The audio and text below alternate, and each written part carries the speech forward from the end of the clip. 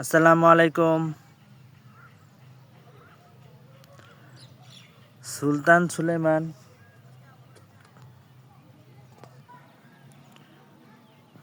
আজকে হঠাৎ করে মোবাইল চাপতেছিলাম। মোবাইল চাপানোর সময় হঠাৎ করে সুলতান সুলেমানের একটা ভিডিও দেখলাম। হুররাম সুলতানের কথা মনে পড়লো। তার একটা ভিডিও দেখলাম, খুবই ভালো লাগলো। হুররাম সুলতান হচ্ছে সুলতান সুলেমান সিরিজের সুলতানের সম্রাজ্ঞী।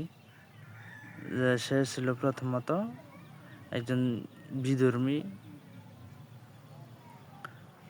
দাসী। তারা প্রথমত ধরে নিয়ে আসা হয়, প্রাসাদে বিক্রি করা হয়। তার ধীরে ধীরে ইব্রাহিম পাশা আর তার সুলতান সুলেমানের জন্য পছন্দ করে তার কামরায় পাঠায়, তার জন্য আর কি বাছাই করা হয়, সিলেক্ট করা হয়। আর অথচ সেই সুলতান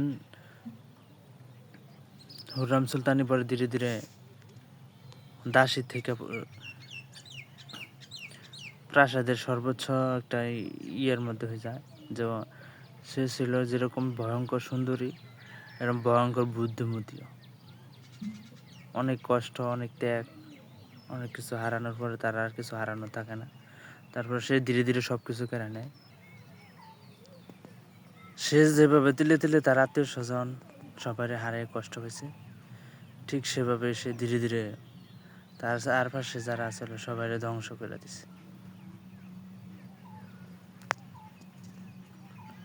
অথচ একটা জিনিস সত্যি, এটা মানে সুলতান সুলেমান সিরিজ দেখলে এটা বোঝা যায় যে সে সুলতান সুলেমানের পাগলের মতন ভালোবাসত।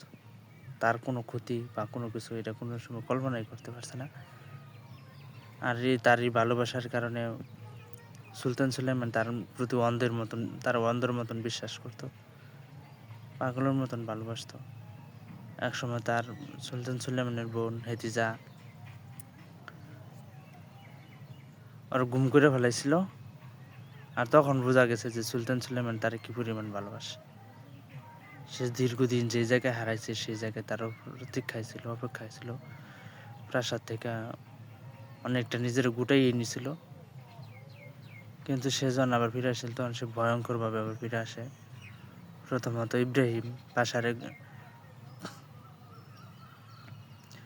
ষড়যন্ত্র করে সরাই দেয়, তারপরে মুস্তফারে সরাই দেয়, মাহিদা বিরান তার প্রতিপক্ষ ছিল তারও সরাই দেয়। এরকম ধীরে ধীরে সবার তার সামনে যে আসছে তারই সরাই দিছে। আর সেই একমাত্র সুলতান সুলেমানের সাথে শেষ পর্যন্ত মৃত্যুর আগ পর্যন্ত সুলতান সুলেমানের সাথে ছিল, তার সাথে কেউ পারে।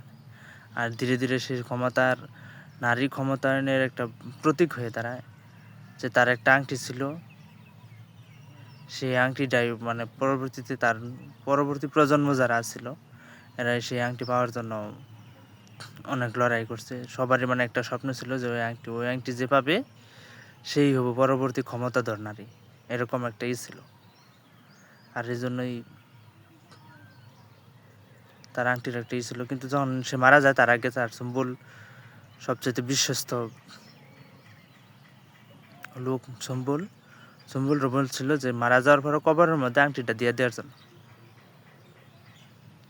কিন্তু তার পুত্রবধূ, তার ছেলের দাসী যে ছিল সেলিমের দাসী, সে ওই আংটিটা চুরি করে নিয়ে নেয়। আর এই জন্য ওই আংটিটা ধীরে ধীরে তার হাত হইতে হইতে অনেক পর্যন্ত মানে ওই আংটি নিয়ে তাদের মধ্যে লড়াই চলে, পরবর্তীতে লড়াই চলে। আর তার মেয়ে ছিল মেহরিমা। ছেলে ছিল সুলতান হুররাম সুলতানের সবচেয়ে একমাত্র মেয়ে এবং সবচেয়ে বিশ্বস্ত এবং অনুগত একটা ছিল। যে সে তার মায়ের চেয়ে তার কয়েক গুণ বেশি ভয়ঙ্কর ছিল। আর এটার প্রমাণ পরবর্তীতে দেখা যায়। যাই হোক, যারা যারা এই সুলতান সুলেমান দেখতে আগ্রহী তারা দেখতে পারেন, খুব সুন্দর একটা সিরিজ।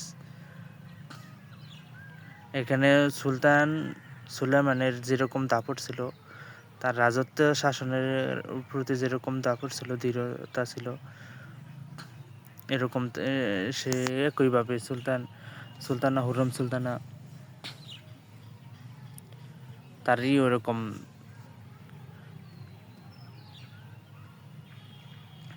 প্রাসাদের ভিতরে সে শাসন করে গেছে, আবার এরকম জনকল্যাণমূলক অনেক কাজও করছে।